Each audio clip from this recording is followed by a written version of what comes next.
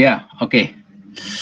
Kita akan mulai dengan apa ini?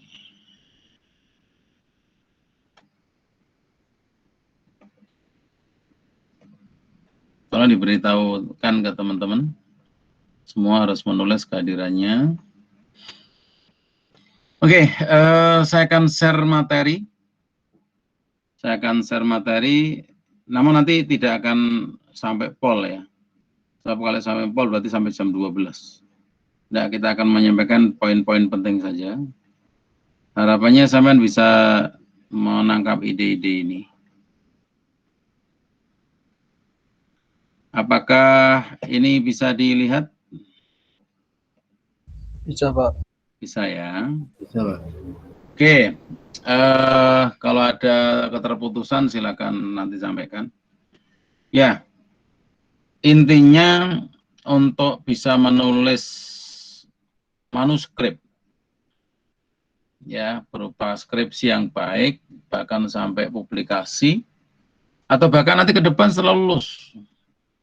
Karena sejatinya yang disebut dengan pertarungan akademik, sejatinya itu setelah lulus. Setelah S2, setelah S1, itu nanti pertarungan lagi S2, pertarungan lagi S3, dan setelah lulus doktor pun ternyata juga harus pertarungan berikutnya. Karena publikasinya tidak hanya lokal nasional, tetapi juga harus internasional. Kalau pengen eksis, diakui dan diakses orang. Kalau mau lulus saja terus kemudian urusannya selesai, nikah, urusan kampung, ya udah selesai. Oke, menulis itu 3 hal ya, nanti kita akan sampaikan. Namun sebelumnya kita akan ini silakan cermati. Ini bisa dilihat ya?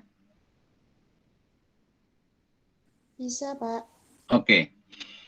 Landasan menulis manuskrip. Iya. Ini mengenal bilan data jurnal. Ya, karena publikasi, skripsi, tesis, disertasi itu outputnya publikasi di jurnal. Ya, publikasi di jurnal. Atau bisa jadi menjadi publikasi buku tapi levelnya internasional.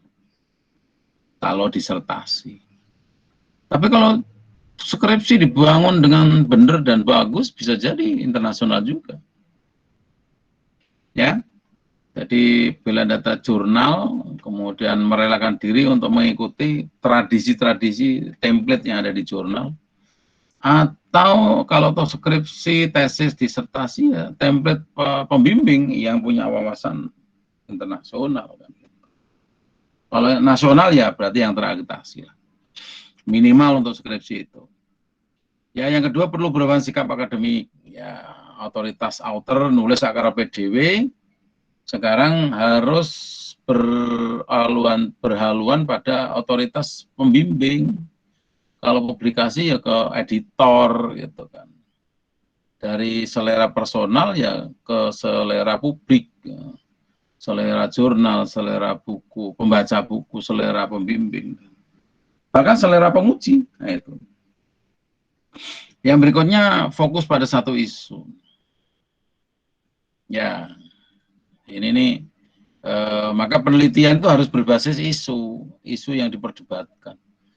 Orang-orang masalah diteliti, umpamanya tentang arsip, ya kan, manajemen arsip. Pertanyaannya, memang ada masalah apa dengan manajemen arsip? Kalau tidak ada problem, tidak ada yang satu yang didiskusikan atau isu yang diperdebatkan, ya nggak usah diteliti. Ya kan? Bagaimana dengan model kepemimpinan kepala sekolah madrasah? Kalau tidak berbasis isu yang diperdebatkan, ya usah diteliti. Cari yang menjadi isu diperdebatkan. Ya kan? Umpamanya, kenapa model kepemimpinan kepala sekolah kok diteliti? Ya mungkin terkait dengan persoalan-persoalan di masa ini yang serba online ini. Ya. Jadi model kepemimpinan kepala sekolah, kepala madrasah itu menjadi berubah pola manajemennya, style kepemimpinannya, gaya manajernya yang sekarang serba online ini menuntut kepala sekolah harus lebih dinamis, lebih melek informasi terkini yaitu. Wah itu boleh. Ternyata banyak ditemukan kepala madrasah yang IT-nya nggak paham plus. Wah itu kan masalah. Karena yang dipimpin sekarang itu serba online. Ya, data sekolah itu sekarang tidak hanya yang ada di rak-rak lemari, ya kan, tetapi sekarang sudah ada di rak online, Google Drive dan sebagainya. Bagaimana pengelolaannya agar masyarakat bisa mudah akses tapi aman, tidak terjadi kebobolan rahasia-rahasia lembaga dan sebagainya. Wah ini menjadi penting. Ya intinya harus fokus pada satu isu yang diperdebatkan. Bahasanya itu apa yang mau dikatakan pada dunia nun jauh di sana. Wah ini dengan bahasa dan konsep yang orang lain paham. Jangan seringnya kan ketika di latar belakang peneliti tertarik, seharusnya yang tertarik bukan sampainya. Orang lain kira-kira tertarik nggak dengan apa yang kita tertarik itu? Maka kembali yang kemarin isu-isunya tren, kontroversi, atau sesuatu yang mendesak kalau tidak ditangani segera menjadi ancaman bagi sebuah generasi atau bangsa. Ya, yang kedua, yang berikutnya tulisan berbasis data bukan cerita. Ini bukan cerita fiksi tapi tesis, tapi skripsi. Ngomongnya harus berbasis data. Sebab kalau tidak itu menjadi isu. Tesis atau skripsi bukan ruang isu. Ya, setiap apa yang disampaikan harus berbasis data. Umpamanya terjadi perubahan gaya kepemimpinan kepala madrasah di era COVID, di COVID-19, di masa COVID-19 apa? Apa bukti? Nah, itu kan, apa bukti kalau terjadi perubahan? Apa saja buktinya? Sebutkan, jangan hanya 2, 3. Dari metode yang berbeda, dari dimensi yang berbeda. Semuanya datanya. Ya kan? Selera kepuasan masyarakat terhadap pelayanan lembaga juga mengalami perubahan. Kalau seperti itu kan datanya apa? Ada nggak data yang mengatakan bahwa selera masyarakat untuk mengukur kepuasan pelayanan mereka itu berubah? Adakah data untuk mendukung itu? Ya. Berikutnya menulis apa yang belum ditulis. Jangan menulis apa yang sudah ditulis orang, itu namanya plagiasi. Ya. Karena tulisan Anda itu dalam rangka memberitahu dunia loh itu kan. Sekarang tidak bisa hanya bersifat lokal, nyatanya hasil skripsi Anda itu diupload ke internet, itu dunia membacanya. Kalau tulisan itu betul-betul baru, artinya sampai berhasil menyampaikan sesuatu yang belum ditulis orang, belum disampaikan orang, loh itu keren. Anda punya follower yang banyak, punya citasi besar, tinggi. Oke, halo. Pak, mohon maaf itu PPT-nya tidak berjalan. Nah, memang tidak berjalan ini. Enggak, maksudnya masih di cover ya Pak, belum di yang kedua. Oh sudah, oh gitu. Sudah ini. Sudah Pak. Oke. Tadi sudah saya sampaikan, jadi ya sudah banyak yang didengar ya. Ya. Ya, Jadi Pak. menulis itu didasarkan pada ya, fokus satu saja. Satu isu yang diperdebatkan. Harus berbasis data, bukan cerita. Ya kan? Mau ngapa berbasis isu? Ya karena pengen dibuktikan. Sebab kalau tidak ada pembuktian ya betul-betul isu. Hoax itu nanti.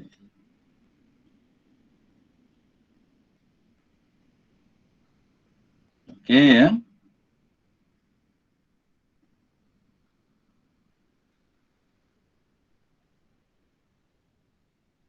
Oke, silakan dicermati tulisan itu. Berbasis pada data, menulis itu seharusnya tidak menulis apa yang sudah ditulis orang. Itu plagiasi, itu replikasi, ya kan? Itu namanya apa? Apa namanya? Repetitif, mengulang.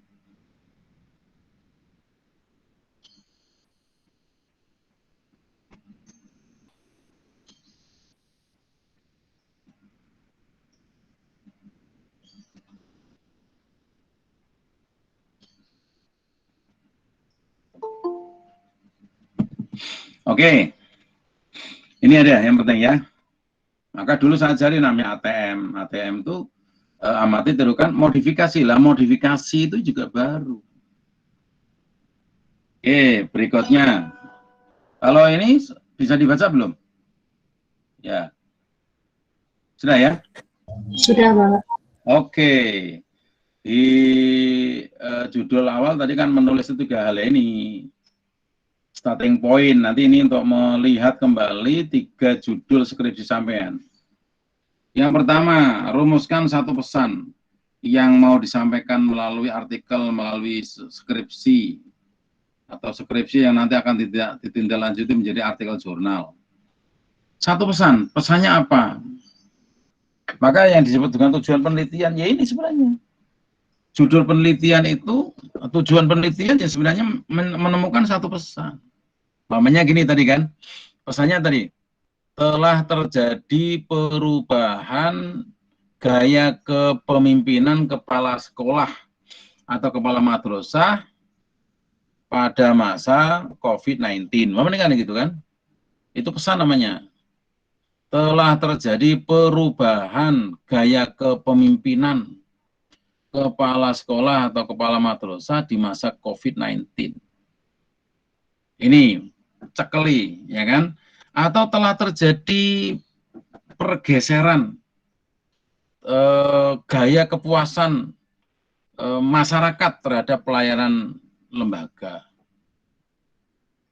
ya kan? Entah itu sekolah, entah itu kantor, gitu kan?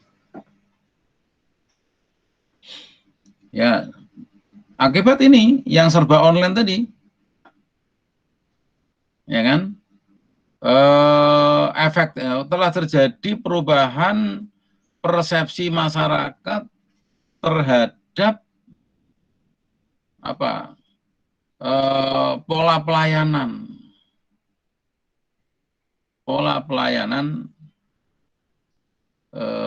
sekolah, pelayanan di Kemenak atau apa. Nah, persepsinya seperti apa? Terjadi perubahan persepsi, namanya. Nah, nanti dicari, ditemukan. Itu jadi ada kata telah terjadi pergeseran, telah terjadi perubahan, itu namanya pesan. Penelitian harus menemukan itu. Dan itu fenomena sosial. Oleh karena itu, kenapa disebut fenomena sosial? Penelitian itu harus berbasis, kalau kita namanya, kita kan ada di namanya social science kan, ilmu sosial, agama, pendidikan, ya kan. Kita ada di situ. Jangan meneliti yang tidak ada masalah. Ini kan, sehingga nanti sampean akan kesulitan menemukan tujuannya apa sih kan gitu. Ya kan? Kadang-kadang menghubungkan XY-nya nggak jelas juga.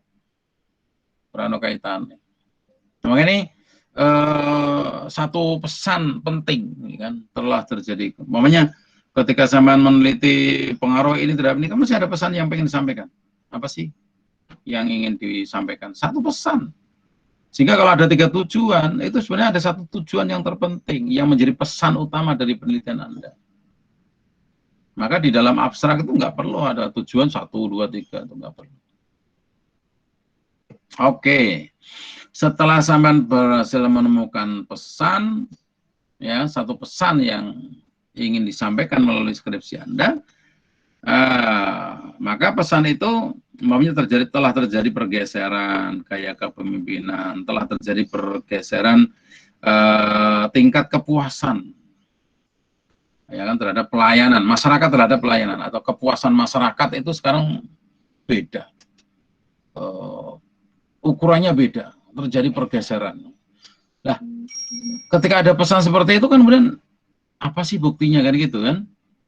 Maka setelah itu lakukan identifikasi 3 data yang bisa menjadi bukti. 3 jenis data bisa menggunakan berbagai metode atau 3 metode. Namanya ditelusuri melalui yang pertama angket, itu kan, diangket, disurvei, itu kan, menggunakan Google Form, ini tidak apa-apa. Kalau survei berarti mereka tinggal ngisi A, B, atau C, atau D. Atau sampai E rentangnya. Ya kan? Data yang kedua apa? Apa? Wawancara. Menggunakan confirm. Wawancara kan mereka ngisi bebas. Wawancara modelnya seperti apa?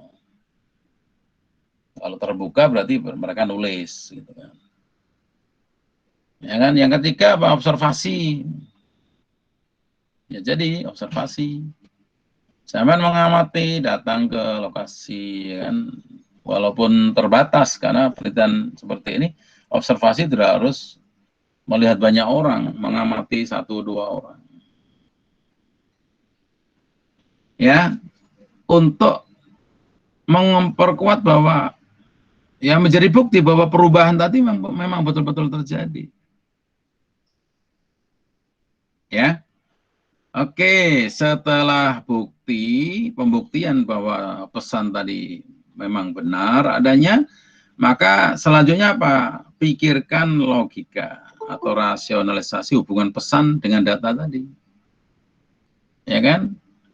Karena maka nanti kalau yang kedua itu bicara apa? Bukti ini apa? Gitu. Kalau telah terjadi perubahan gaya kepemimpinan kepala madrasah, kepala sekolah, telah terjadi perubahan tingkat kepuasan masyarakat terhadap pelayanan sekolah, terhadap pelayanan kantor, gitu, Kemenak atau Kemendikbud, atau selama masa COVID, karena pelayanan semuanya online, perubahan. Buktinya apa? Dibuktikan melalui data survei, data wawancara, dan data observasi. Nah, itu disebut namanya apa. Maka pikirkan logika atau rasionalisasi hubungan antara mengapa lah itu. Maka kalau yang ketiga namanya mengapa. Mengapa terjadi perubahan, ya kan? Maka yang ketiga itu kan menghubungkan antara pesan dengan data, ya kan? Mengapa terjadi, ya kan? Jadi muncul 3 data itu tidak kemudian berhenti di situ. So memang ada, nggak cukup, penelitian itu akan mempertanyakan mengapa hal itu terjadi.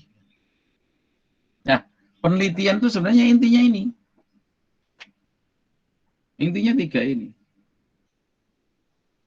Ya kan? Nanti ada namanya data itu dari mana? Data itu dari metode. Ya, metode itu menghasilkan data. Betul kan? Metode kan alat untuk menemukan data, untuk mencari data. Di situ ada teknik-teknik, akhirnya didapatkanlah data. Ya kan? Ya, menghubungkan data dengan pesan, itulah yang nanti disebut namanya discussion. Kalau identifikasi data untuk yang bisa menjadi bukti itu namanya result, hasil penelitian. Ya kan? Tapi kalau yang ketiga ini namanya discussion. Maka yang kedua itu pertanyaan what? Oh kan, apa bukti-bukti? Kalau yang ketiga itu mengapa? Ini namanya ruang discussion. Oke, sampai di sini ada pertanyaan? Sudah mulai terbuka belum?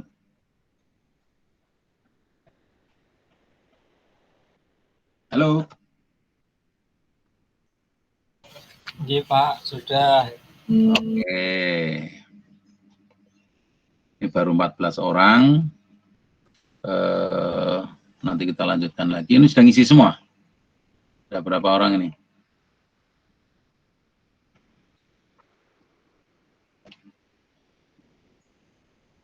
Tolong diberitahukan yang sudah gabung segera ngisi apa ini? Tunggu di ACC sudah ya. Oke, silakan ngisi karena menjadi laporan penting saya.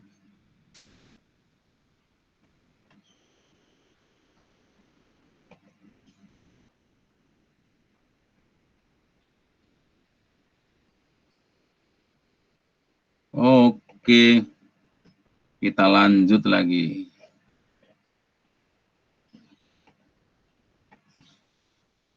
Bisa dilihat ini layar? Bisa, Pak.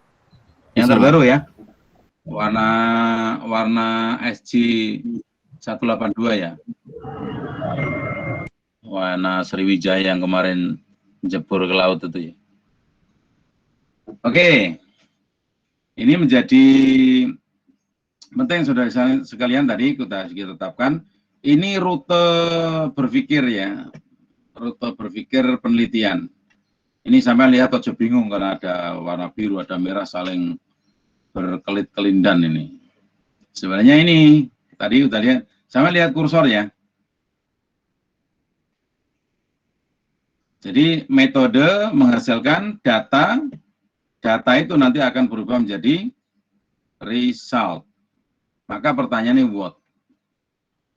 Nah, kemudian kalau literatur dari mana? Dari sini literatur, maka literatur review itu jangan asal, kajian pustaka itu tidak boleh asal.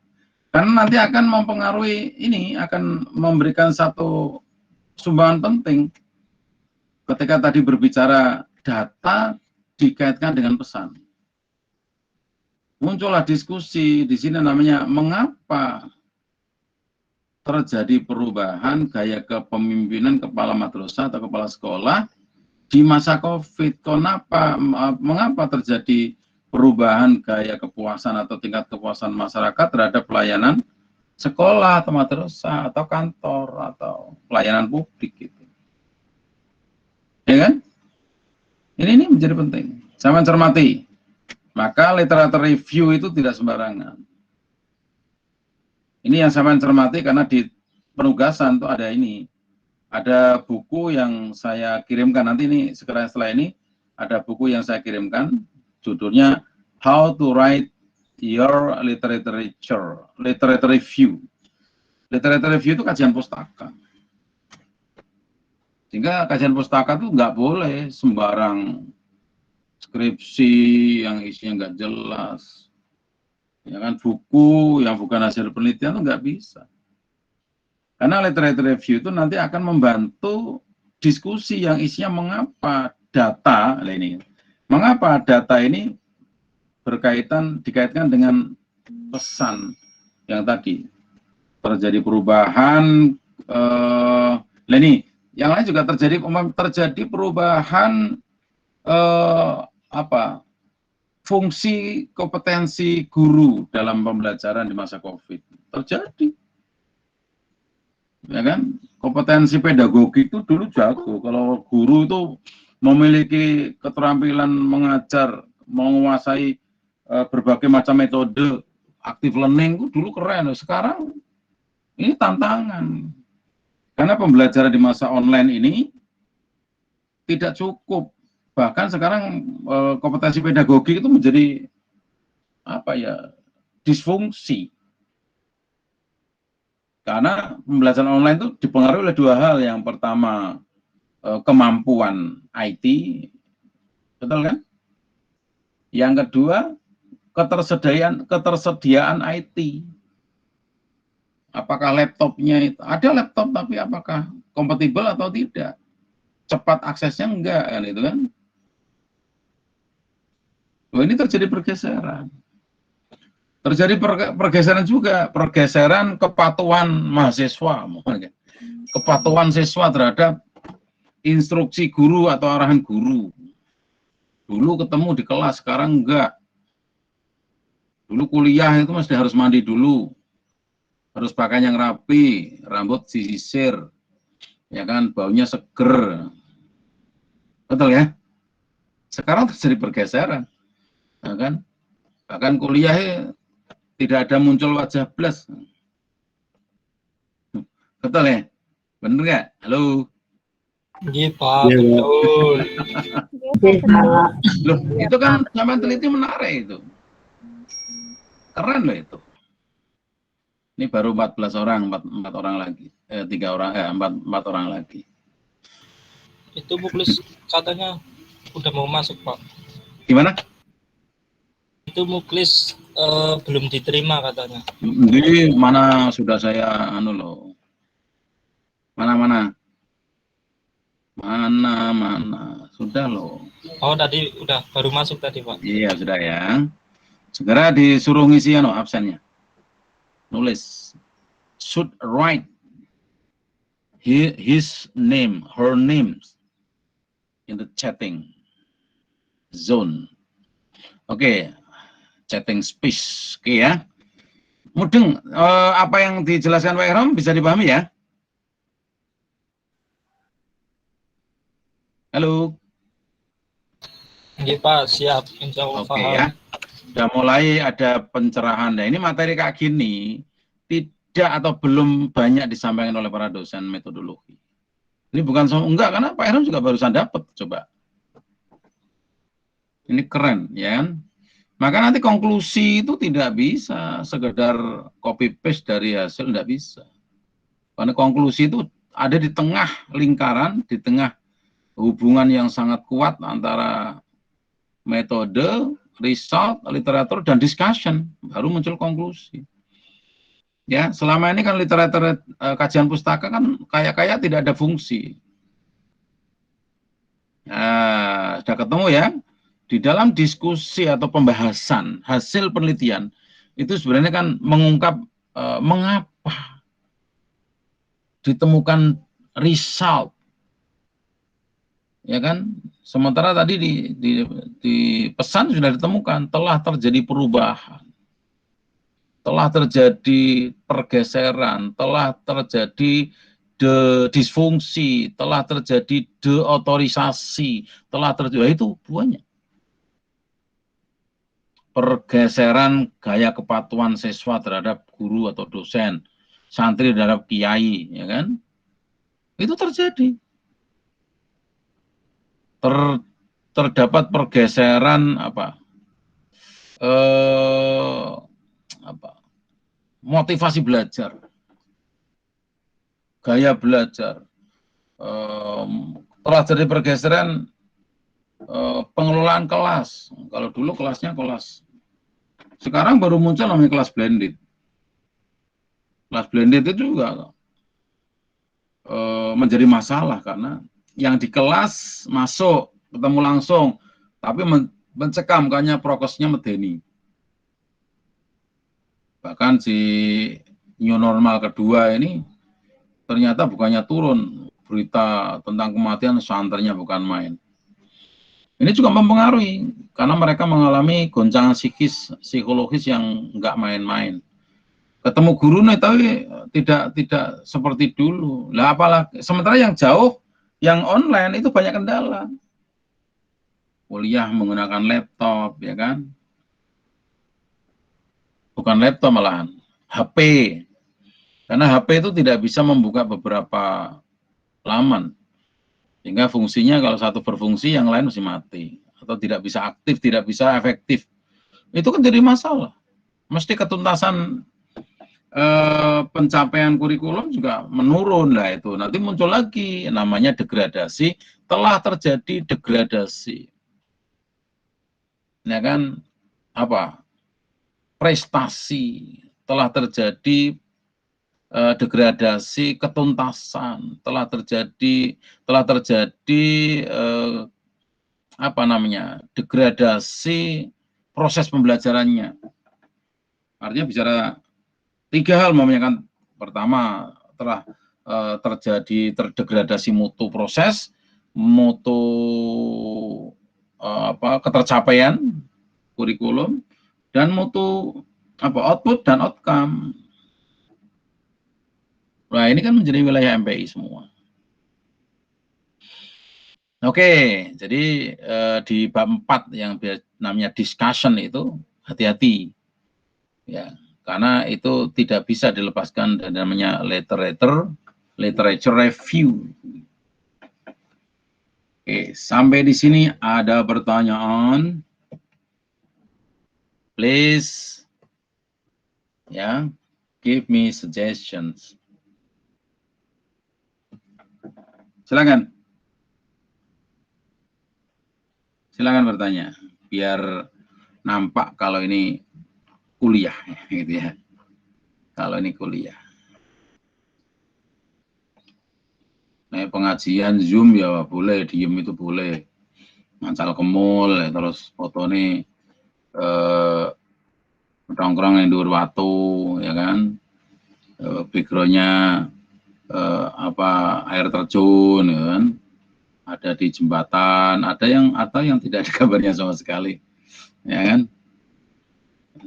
Saya kan nggak pernah tahu, sampai lagi tidur atau lagi apa nggak tahu. Oke, silakan, dipersilakan bertanya, ya.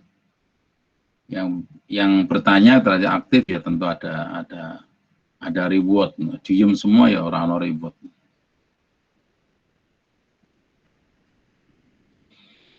Dipersilahkan. Monggo. Kuliah kok tidur semua, emangnya ini khotbah. Emangnya ini kultum. Emangnya ini radio. Pemeneh. Emangnya ini tape recorder kan gitu. Emangnya ini CD player.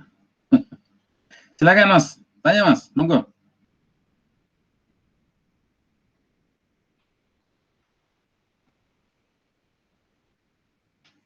Lho kok meneng kabeh kuwi? Ceritane piye?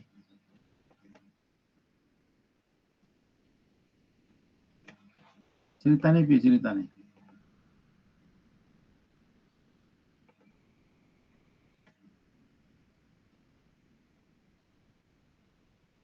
enam belas itu berarti 15 orang. Masih 3 orang. Halo. Adakah yang tidak bisa mendengar Pak Ihram?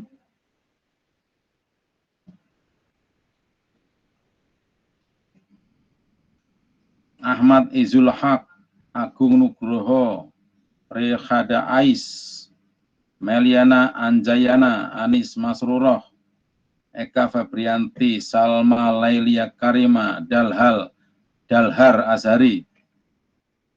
Terus yang lain mana nih?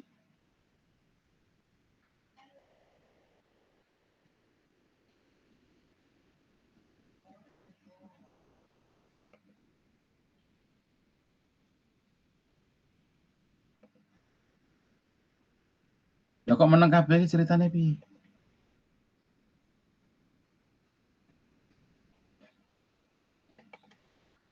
Halo. Iya, Pak. Oke, Pak.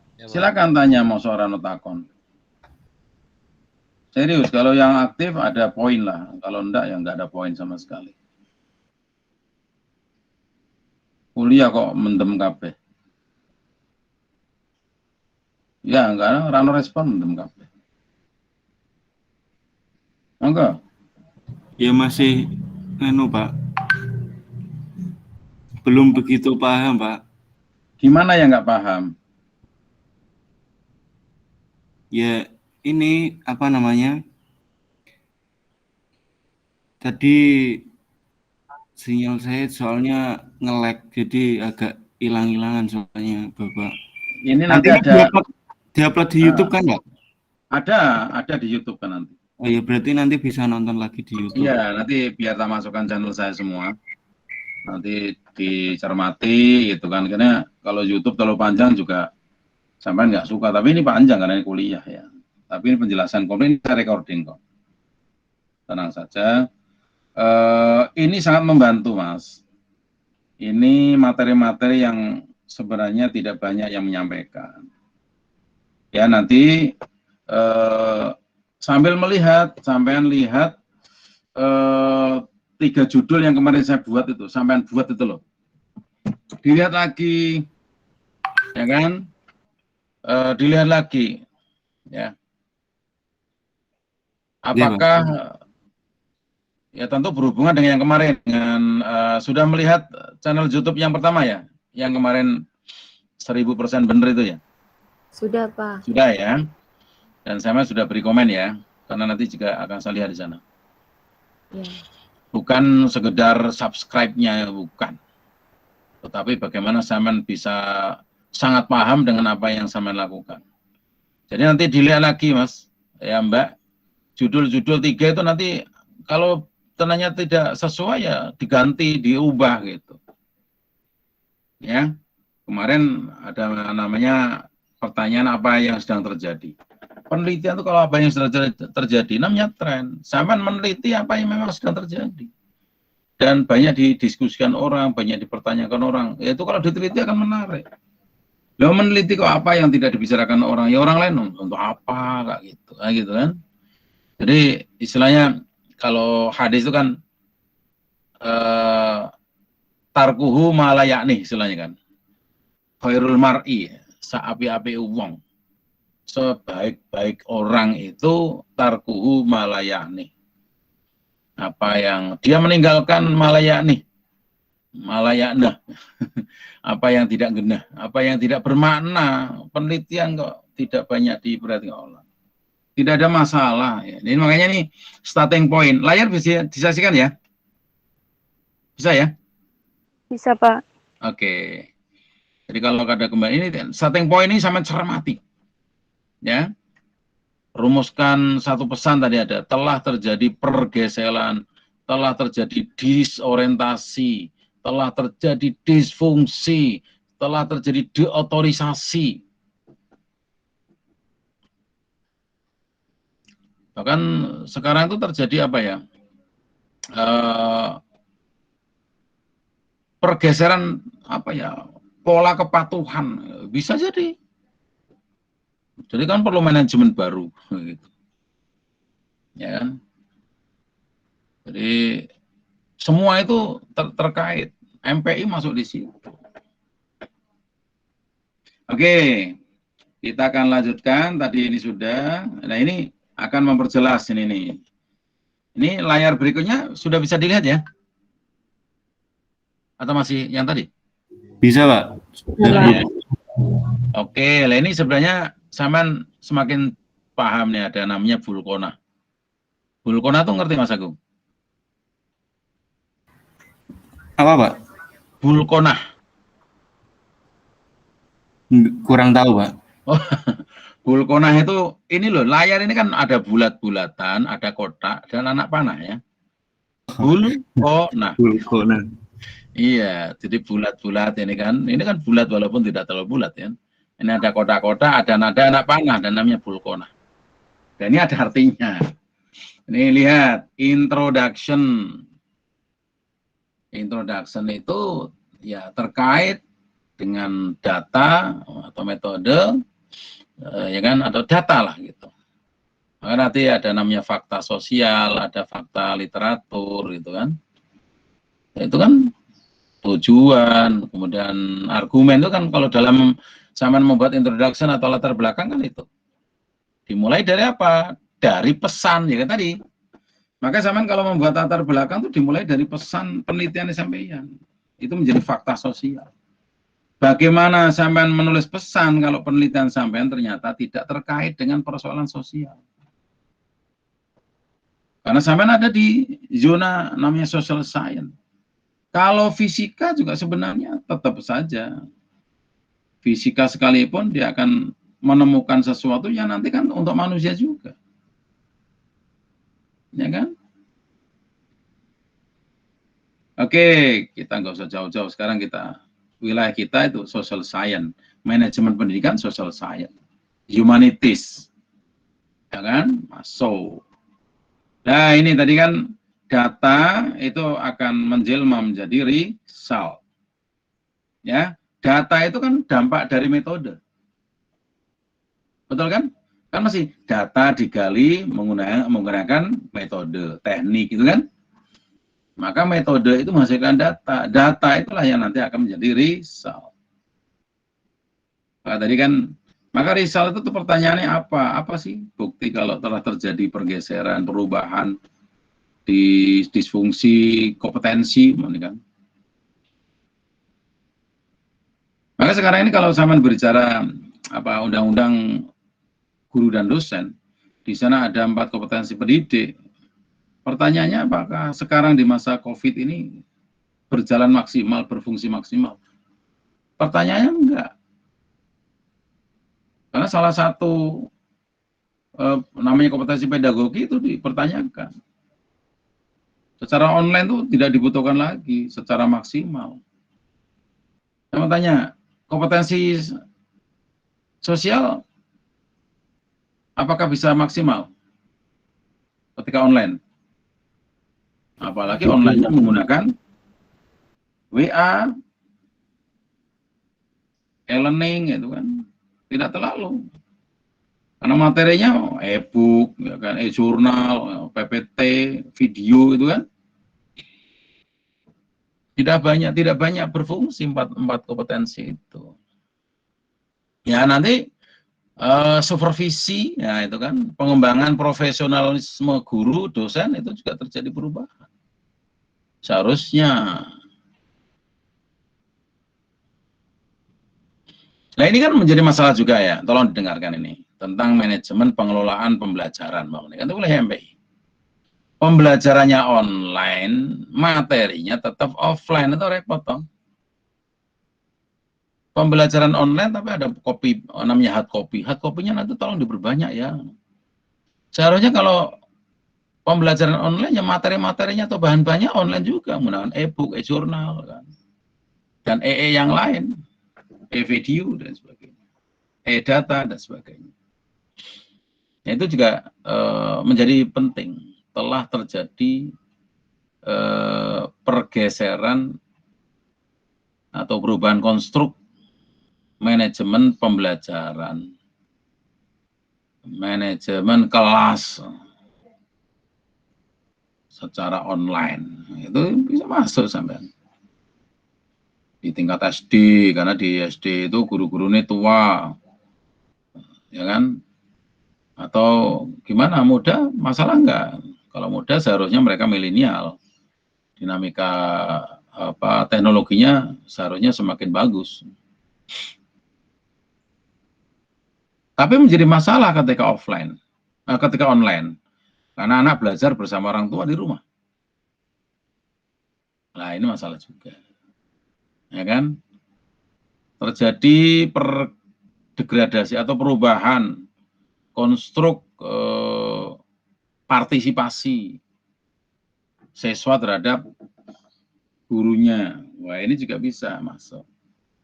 Nah ini selalu dibicarakan kalau mengatakan telah terjadi perubahan, telah terjadi demotivasi, telah terjadi dekonstruksi, telah terjadi itu nanti ini menjadi pesan itu nanti dibuktikan datanya kayak apa kalau telah terjadi itu, terjadi pergeseran, perubahan, dekonstruksi dan sebagainya. Nah bukti itu nanti menjadi namanya result, hasil penelitian. Maka di sini tadi pertanyaannya what, apa sih? Nah, maka nanti akan result itu akan didiskusikan. Mendiskusikan itu sebenarnya kan mempertemukan data dengan pesan penelitian sampai. Nah, nanti itu ditopang oleh literature review. Literature review itu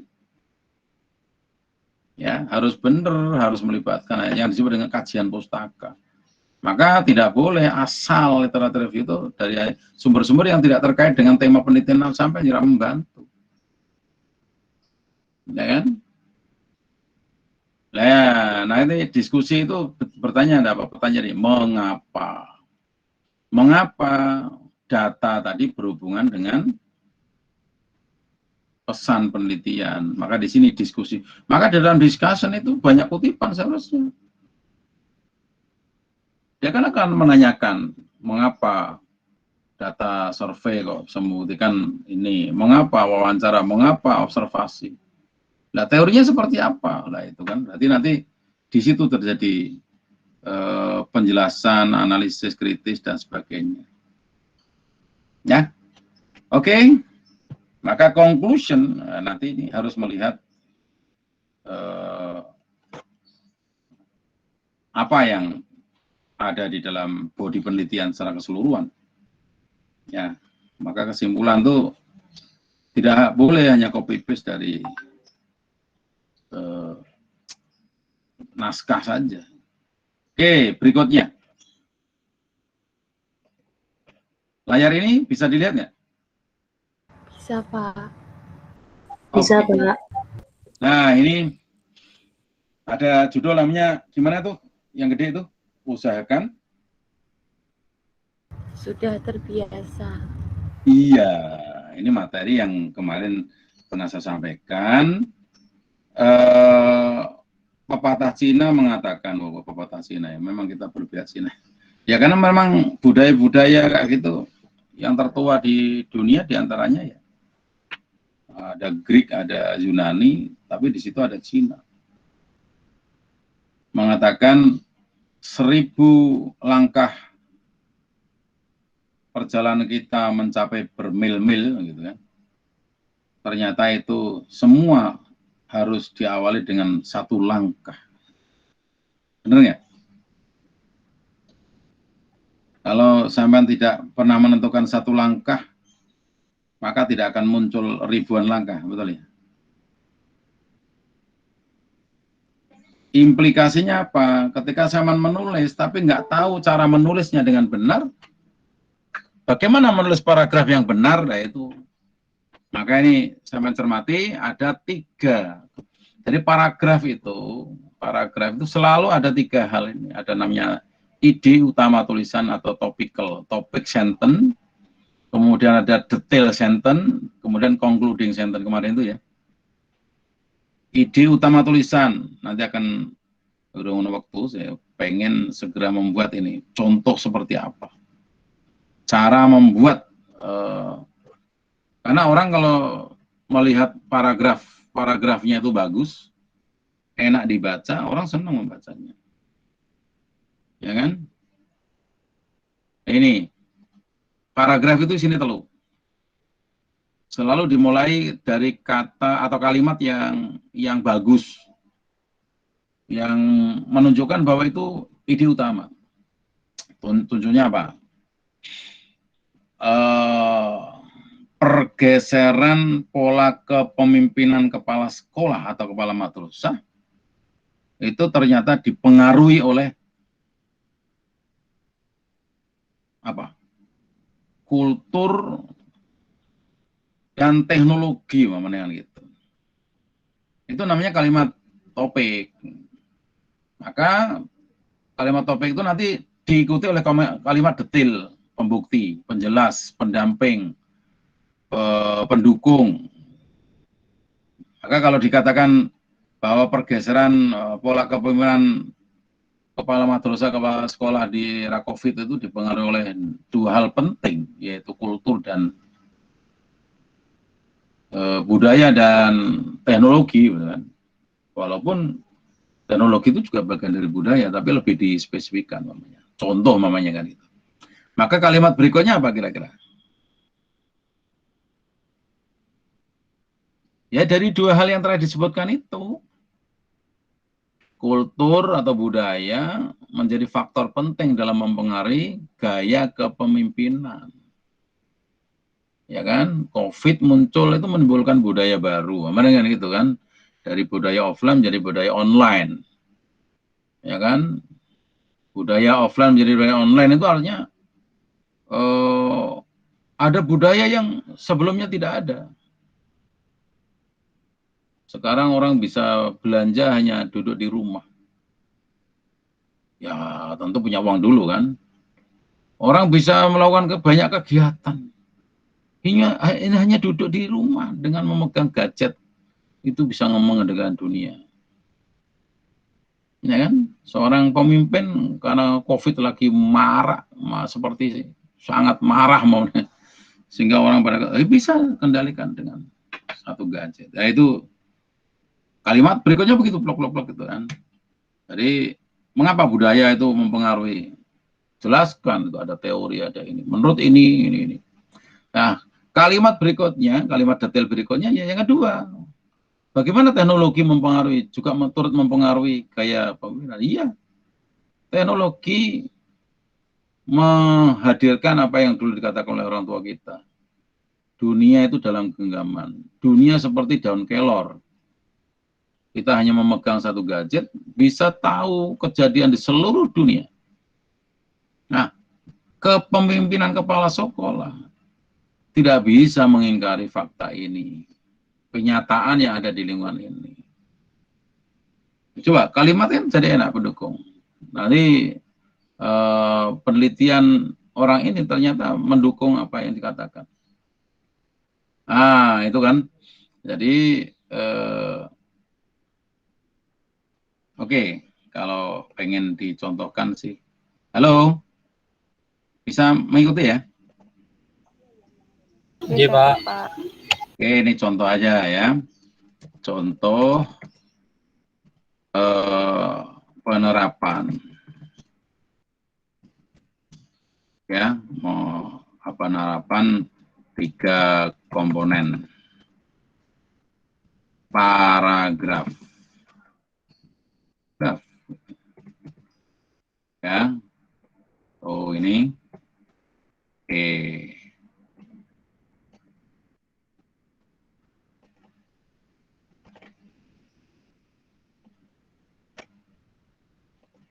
Ini contoh tadi. Jadi kalimat apa berarti? Kalimat ide.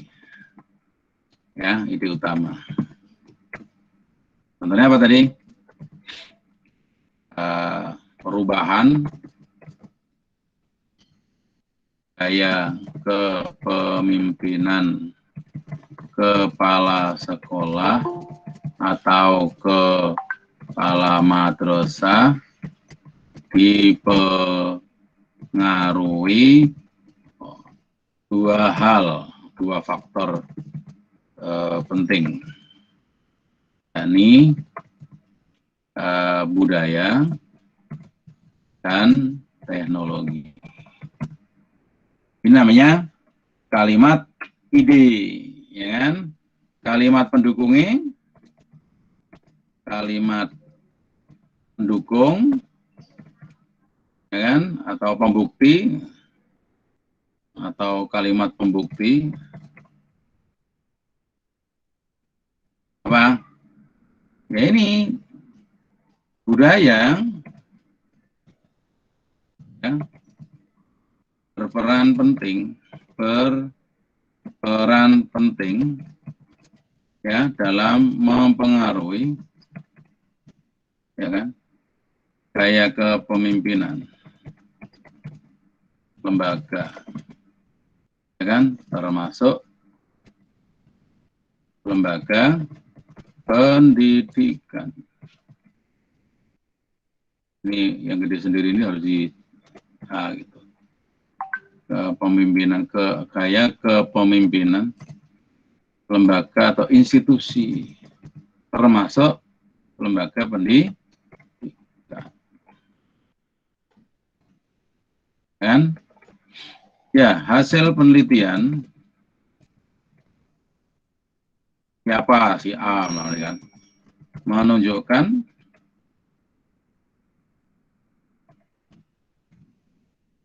bahwa hasil survei itu kan gitu kan, bahwa hasil survei ini menunjukkan bahwa budaya menjadi faktor pemicu utama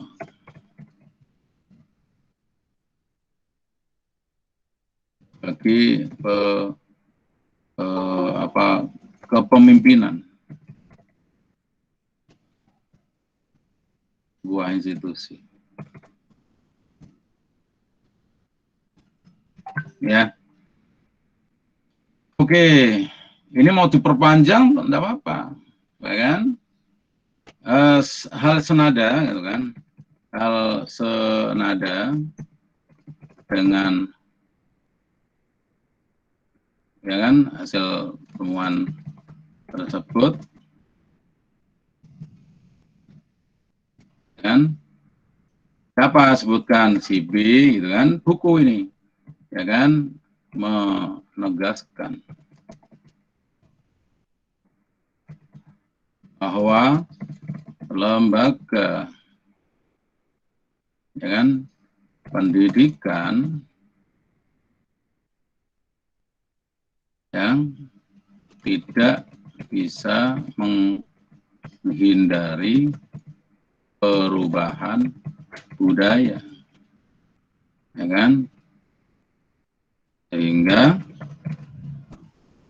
gaya kepemimpinan ini bisa diikuti ya? Halo? Bisa, Pak? Bisa Bisa, ya? Ini Pak. tulisan jalan ini sampean bisa ikuti ya?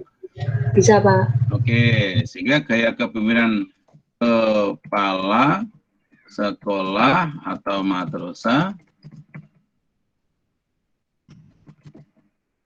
iya harus seirama dengan perkembangan budaya. Ya, titik. Terus kalimat berikutnya apa kira-kira? Teknologi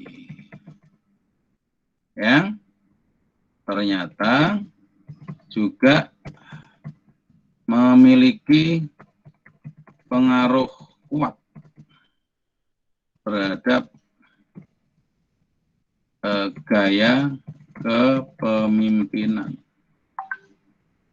Ini kalau namanya kalimat detail ya, sebuah institusi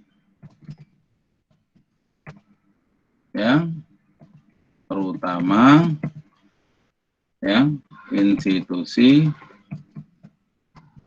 pendidikan. Aduh, saudara.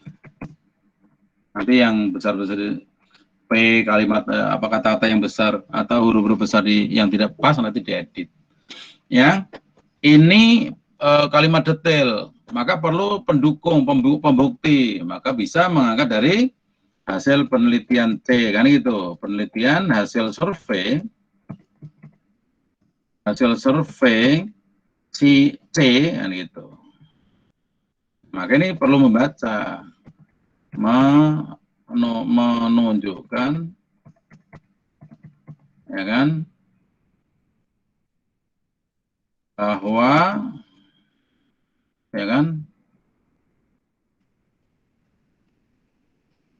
manusia tidak bisa menghindar dari kepesatan, ya kan, perkembangan dan fungsi teknologi, ya kan, teknologi ya telah masuk ke dalam seluruh sisi kehidupan manusia, ya kan, termasuk dan sisi pendidikan dan juga kepemimpinan, gitu kan. Sudah ada berapa karena ini kalau satu bar berapa bar 1, 2, 3, 4, 5 ini sudah cukup ya. Ini maka kalimat kesimpulan, nah ini kalimat kesimpulan. Cuman kalau nulis paragraf seperti ini, kira-kira nanti enak dibaca nggak? Iya, Pak. Iya, maka paparan tersebut kan itu, ya, menegaskan, ya kan,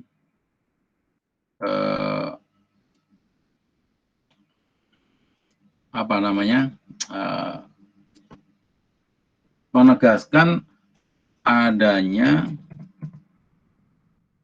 apa ya? Apa kira-kira? Satu kesatuan arah ya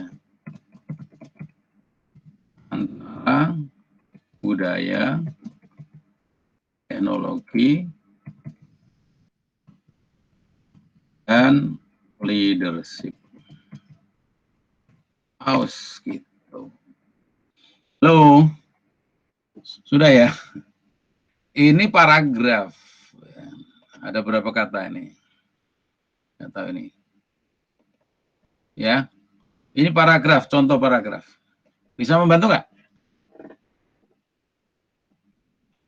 Bisa, Pak. Nah, ini nanti paragraf berikutnya bisa diambilkan dari pernyataan yang ada di sini agar paragraf berikutnya itu nyambung dengan paragraf ini gitu loh.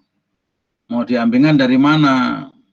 Sampai mungkin nanti akan memunculkan paragraf berikutnya di contoh berikutnya di paragraf berikutnya. Nah, ini kan punya paragraf berikutnya. Nah, ini nanti bisa diambil dari pernyataan tadi. Ya, diambilkan dari apa? Namanya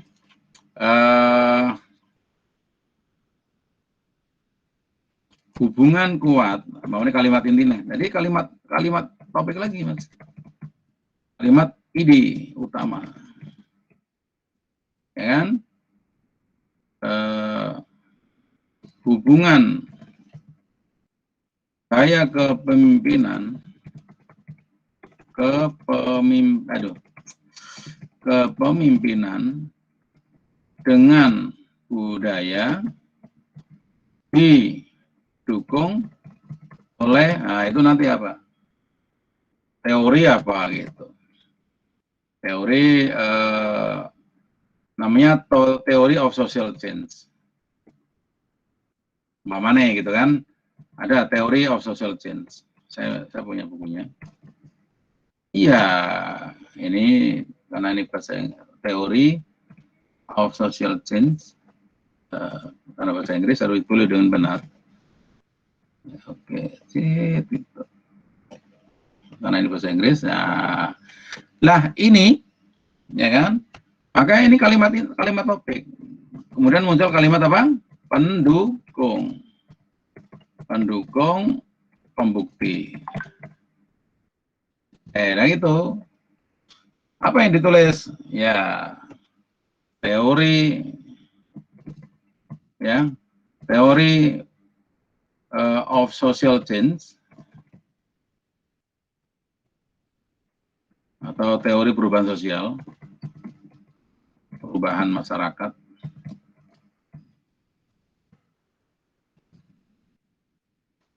Dengan menjelaskan, oh ini bla bla bla bla bla, nanti itu kutip dari mana? Terus di sini panjang. Di sana karena ini teori kan bisa panjang lebar ceritanya. Seperti apa? Teori sosial mengatakan bahwa kepemimpinan itu punya hubungan kuat dan seterusnya. Terus panjang lebar. Nah, nanti pada kalimat berikutnya namanya kalimat kesimpulan. Dan seterusnya. Nanti paragraf berikutnya kira-kira apa? Gaya kepemimpinan, ya kan? Hubungan gaya kepemimpinan dengan teknologi. Lah ini nanti di paragraf berikutnya. Ini kalimat berikutnya. Kalimat ide utama. Jadi kalau sampean pengen menulis itu kayak gitu. Ya, hubungan gaya kepemimpinan dengan teknologi. Itu didukung pula oleh, ya kan, oleh dua teori namanya. Apa sebutkan? 1, 2. Itu namanya kalimat utama. Setelah muncul ini langsung sampean kalimat pendukung atau kalimat pembukti. Suruh-suruhnya nanti diakhiri kalimat konklusi. Nah itu. Tapi tidak perlu dengan demikian, enggak perlu. Kesimpulannya adalah enggak perlu. Oke, saudara sekalian, gitu aja. Ya, ini terakhir tadi saya katakan perjalanan 1000 miles tidak akan terjadi bila tidak dimulai dengan langkah pertama. Langkah pertama itu ya membuat kalimat topik. Ya, menulis paragraf ditentukan kalimat topik. Maka kalimat yang lain setelah kalimat topik itu harus bermuara pada kalimat topik. Itulah yang disebut dengan paragraf. Satu paragraf itu harus terdiri dari satu ide itu. Kalau mau disimpulkan ya ini paragraf itu sebenarnya terdiri dari 3 komponen penting. Buka, jabarkan, tutup. Buka, jabarkan, tutup. Buka, jabarkan, tutup. Inilah uraian simpel dari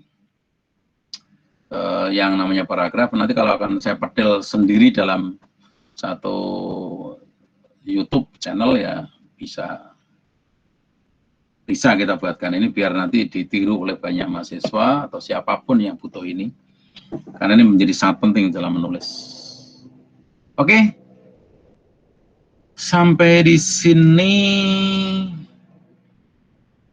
ini sudah tidak ada lagi yang bergabung ya, hanya 15 orang ya. Oke, saudara sekalian, kiranya cukup pertemuan hari ini. Silakan dilanjutkan karena di dalam e-learning sudah banyak tugas menanti. Dan hasil keputusan Anda dalam memilih 1 dari 3 judul skripsi Anda nanti dikirim ke Google Classroom. Ya, ditulis sana, namun di e-learning itu full pack ya, sampai kuis, ada 2 kuis. Nanti sebentar lagi buku yang ditunjuk di sana akan saya kirim. Dan saya akan carikan bukunya. Bagaimana cara membuat literate review. Sampai ora usah menerjemahkan ya. Ya, cukup bagaimana memahami teks itu. Ini saya mana konten langsung. Oh ini nih, mana? Kritam. Loh, dan meta analisis mana? Oh ini, saya kirimkan ke grup ya. Oke, silakan dikerjakan.